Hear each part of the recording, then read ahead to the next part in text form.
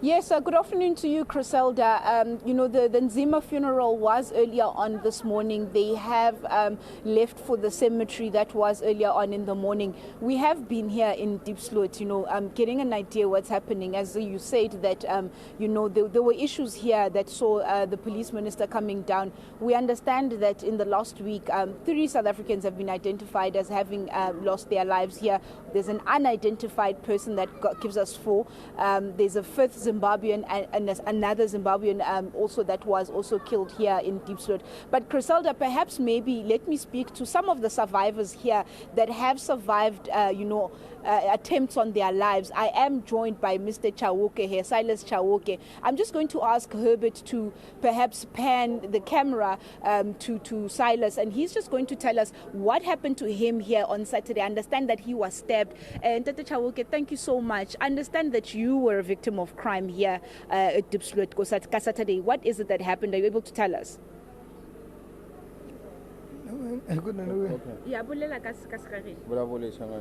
No tlawa mukwana Friday. Anera ananda nanando amanote no tlawa mukwana khala. Ba go hlabile go diragalang papa? Ako aba no inda just. And then ukare bontsha ba go hlabile kae? Ban tlabela. And as you can just see there, Criselda, he's just showing us he was at the hospital. They had injured him here, and this is his stab wound. I understand that he was also one of the victims of one of the crimes that was perpetuated this last Saturday. As you can see, sorry for those graphic pictures, but you will see he was stapled. He'd just recently come out of hospital. I'm asking him, and my little understanding of his Tonga is that he doesn't know why they stabbed him. He was stabbed. It was on Friday, Papa. Yeah, on Friday. When nagalin? Anga endlang itsum. Na utse kan tlawa zena kaninga ni hinda endlela zena. So no litsilenge ba go hlaba. Okay. You heard there, Criselda, he was saying that he was walking and he was a victim of that crime. But I'm also joined by another gentleman here as well who was, in fact, on this passage or the street that we are on. This is the street where another gentleman, Mr. Innocent Lintswe Hoffman, Criselda, who's one of the 3 South Africans that I mentioned that have been positively identified, he was killed on Sunday.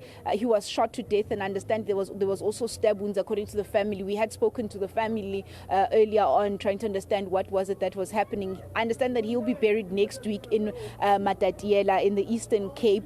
The family's obviously still in mourning. They also explained that they went and they identified the body. It was raining.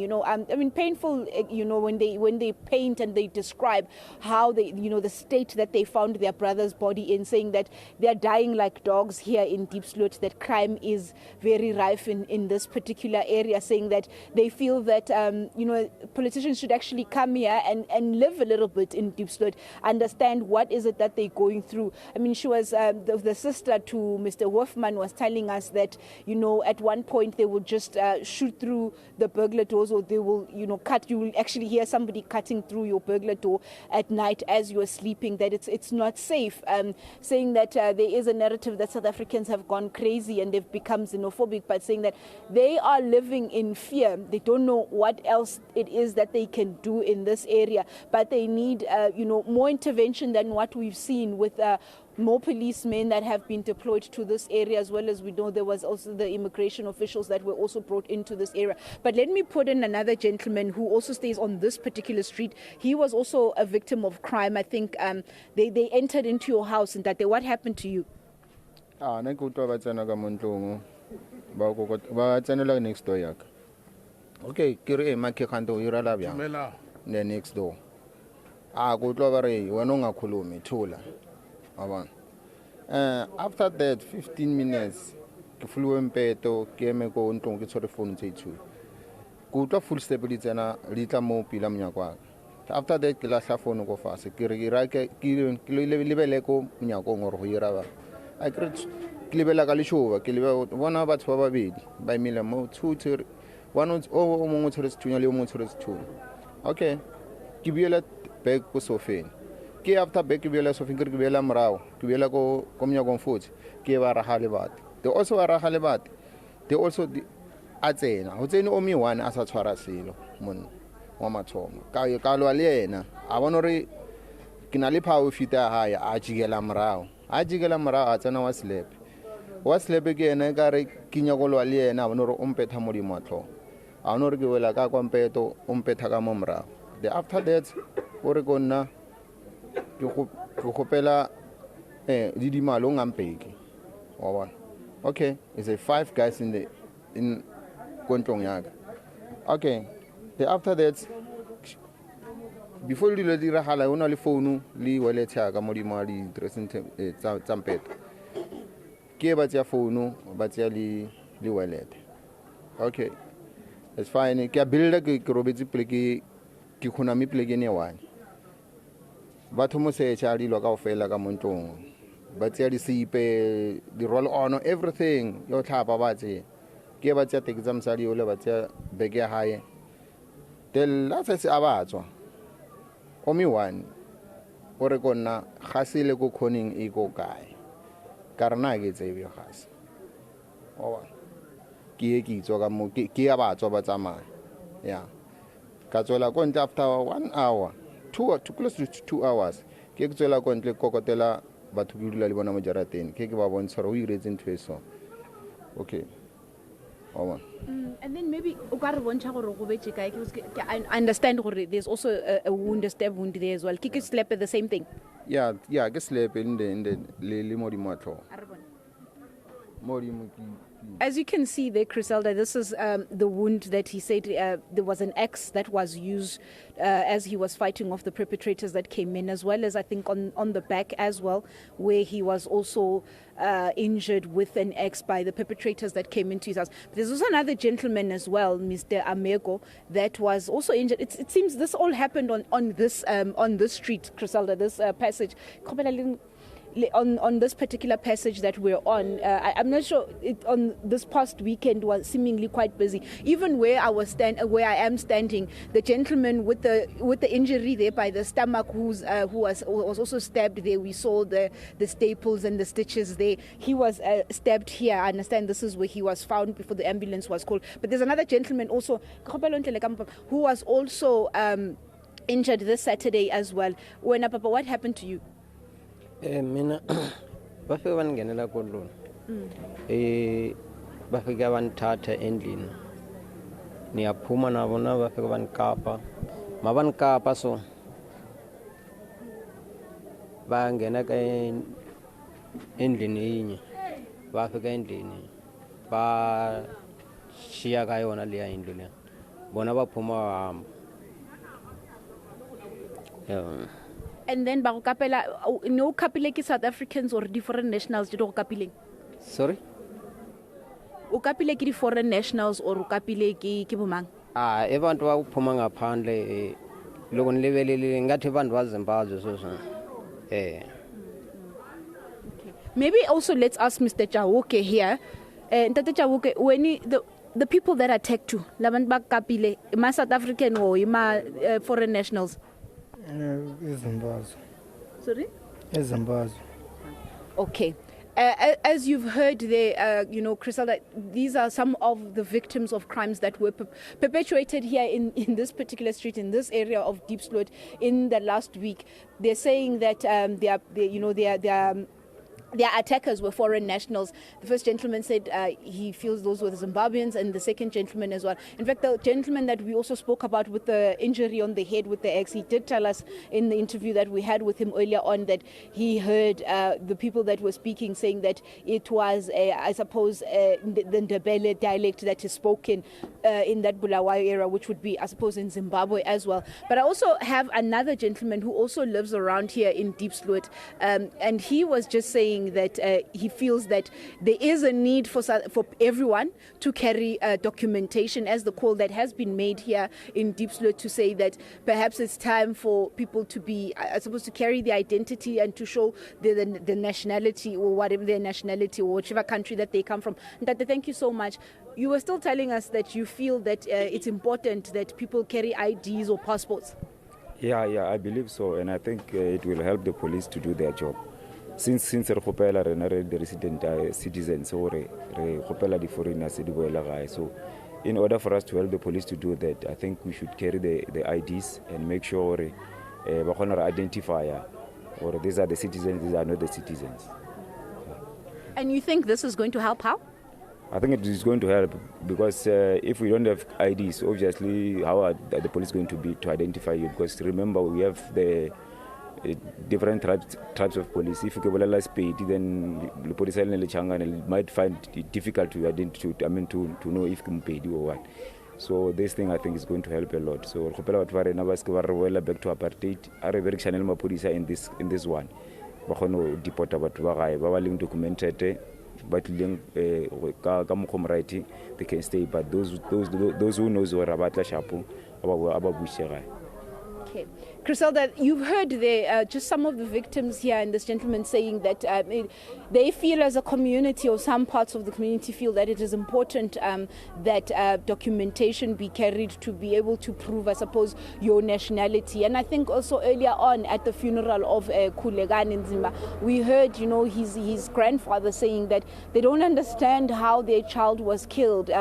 What wrong is it that he had done? He was a jovial person, always laughing. They felt that if he had offended anyone in the community, could they have not approached the family, so the family could be able to, I suppose, better solve it rather than take his life. I also understand that this afternoon at about 3 o'clock, Griselda, that the mayor of Johannesburg, Dr. Mpopelati, will be here, I suppose, addressing the community, and I think she will also be at the police station. So we await that particular visit, perhaps to also see what is it that has been done since, that reinforcement in terms of the number of policemen as well as police vehicles that have been deployed in this particular area. You'd also remember, Griselda, a few years back when Mr. Natinhleko was the Minister of Police. In fact, he was the one that had opened that police station here in Diepsloot. It was similar stories that we had heard, residents saying they don't feel free. It's not safe here. For example, in this particular passage where I'm at 9:30, they shut it down, so they would put up those barriers to try, I suppose, and curb that crime issue. But I'm also told by residents that seemingly is not helping anymore. Things are getting worse. People are jumping into, the private residences, into their shacks, saying that it's not really helping anymore. One of the gentlemen that we spoke to also said to us, for example, his attack happened at about midnight on Saturday, I suppose midnight on Saturday, early hours of Sunday morning. So quite a lot of, I suppose, criminal activity taking place here in Diepsloot. Frustrated residents, but I suppose also foreign nationals who also feel that they fear for their lives. Are they also safe or are they not safe? But we will hear, I suppose, maybe we will get a bit of an update as to what is it that has been happening or has been done in the last, I suppose, 24 hours by the Minister of the Mayor of Johannesburg, Dr. Mpopelati. Griselda. Mahlako, just before we let you go, there were a number of promises that were made by the Police Minister Bheki Cele over the past couple of days. What have you seen there in Diepsloot this afternoon? There were scheduled to be 16 police vehicles deployed to that area, as well as more boots on the ground. 120 is the number that we were given by the police minister. Have you seen any, at least beefing up of the police presence in Diepsloot to try and calm the situation as you've arrived there? Because that was one of the main bones of contention from the residents in Diepsloot, was that there was simply very little police presence in that area, despite the crime spiraling out of control there. Griselda, having been here at Diepsloot before the last week, in terms of the vehicles that I have seen, the movement of police vehicles, I have seen more than what, you would normally find when you come here for, ordinarily when you come here for a story. Yes, indeed, I've seen more vehicles. However, in terms of boots on the ground, I actually have not seen any boots on the ground with police officers, I suppose, finding police officers on the streets. I haven't seen that, and we've been moving around, you know, Griselda. We've been here since this morning because we started off at the Nzima funeral. I hadn't really seen a lot of that, but is the situation, it is still tense here, you know, but it's Diepsloot on a Saturday afternoon, so we'll have to see exactly, maybe as the sun sets, will things change in terms of more visibility when it comes to law enforcement. But people seem to be going about their business. You see street vendors, shops are still open, etc. But I haven't really seen, you know, that much of police out of their car, except we did see a couple of cars, I think 4 or 5 of police vehicles parked on the side of the road in their cars. I'm not sure exactly whether they're going to an operation or not, because we were moving around, I suppose, finding these families that and these victims that have been, you know, attacked here in the last week in Diepsloot. But we are going to be here, Griselda, as well as with our colleague Patricia Fasachi, you know, just monitoring the situation and seeing what are these results, you know, the promises, as you correctly speak about, are they being fulfilled? You know, are we seeing movement in terms of that presence of law enforcement, Griselda? Mahlako, in terms of the Minister of Home Affairs also telling us yesterday in Diepsloot that for the next 3 months there will be a deployment of 25 immigration officials. I hear you say that you haven't seen any operations taking place. There were some operations yesterday early morning. Any sight maybe of the immigration vehicles? I'm not sure when they're going to be deployed. But any sight of that as well? You did say there are no operations by police in that particular area this afternoon. You know, Griselda, I haven't seen Home Affairs immigration officials. I haven't seen any vehicles. I haven't seen people being stopped, being asked for identification, or however it is they you know, they check for to see whether you are here legally or not. With Home Affairs working Monday to Friday, I'm not sure if it's a weekend. Are they on a weekend break where they're going to be working 7 days a week? But we are here, and we've been moving around across the various extensions, looking for our the stories of South Africans as well as people that have been victims here. I really haven't seen anything that remotely resembles a Home Affairs vehicle or perhaps a Home Affairs official in the places that I have been in. Perhaps I haven't gone through Diepsloot more or deeper in, but we are going to be here, and should we find them, we will be covering those stories and seeing what is it exactly that they're doing. So I am hoping that at 3 o'clock when the mayor arrives here, we will maybe get a different update. Maybe she will point us in the direction of where these officials are, what do they know as local government. But obviously with immigration being a job of national, which would be Home Affairs in this point. But I and our colleagues, we haven't really seen any immigration processes taking place here or activities. Do the residents in Diepsloot believe that the current interventions, I recall yesterday afternoon or evening before I left Diepsloot, there was a sense from the community leaders, at least the ones that were in the meeting with the Minister of Home Affairs as well as the Minister of Police, that the interventions thus far, which of course over the next 3 months, you'll have the heightened police presence, you'll have the immigration officials.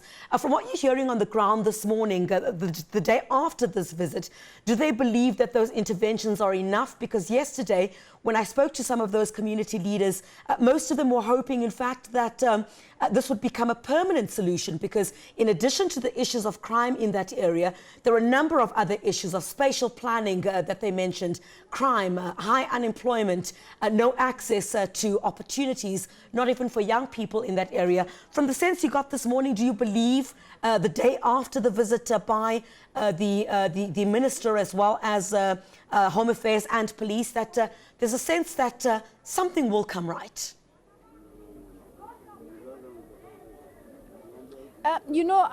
Griselda, I spoke particularly to the Hoffman family, and this would seem like it was a second death that they're experiencing as a family related to crime.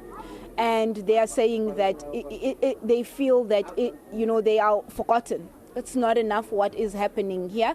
And, you know, people saying that, yes, they are here, then they leave in their big cars. And, you know, this was some of the statements that we heard from the family, saying that it's unless you live here on a day-to-day basis and you know what it's like to go and try and sleep at night not knowing if somebody is going to come and you know, grind open your burglar door or shoot the door open, and that's what's also happening, that not a lot can be done. And also some of the community members that we spoke to saying that the problem is also with the police, saying that you will find, for example, a police car parked here taking bribes, or a police car is parked here, they're sleeping in some house with, you know, with a state vehicle. That the issues are deep here, and they do feel that you know, 3 months may not be enough, as you quite correctly said, Sam, that some people here indeed are hoping that these will be you know, permanent interventions that will happen here in the community, saying that one lady we spoke to saying she's been in Diepsloot for over 20 years, or one said 10 years, and saying that it's just gotten worse over the years. Nothing has really changed here. In fact, it's escalated, saying that people are going on a killing spree here. So in terms of the satisfaction of the community, I haven't really heard much with the people that I've spoken to, but perhaps maybe as the hours go by and the days, maybe they will be, you know, you'll see some sort of results in terms of these interventions that have been made here at Diepsloot. Because I also understand with one of the gentlemen that we spoke to earlier on said that among the things that were said to him as he was being attacked, when they were asking him for money, they were saying to him, it's the end of the month, you've just gotten paid. Last week being the last week of the month, was it also you know, perpetuated by the issue that it was the end of the month, a lot of people had cash on them. We'll also have to see, will, you know, crime activity be different this weekend? It's something that we will be monitoring over the course of the weekend here, Griselda. All right, Mahlako Komane, thank you very much indeed. And as you talk about community members saying that police in that area, some of them would be taking bribes. Yesterday, when we heard from the police minister after that meeting, when he was addressing residents in the feedback following the discussions with community leaders, he did indicate or call on community members there to basically bring forward the names of those police officers that they see taking those bribes, so that some action can be taken.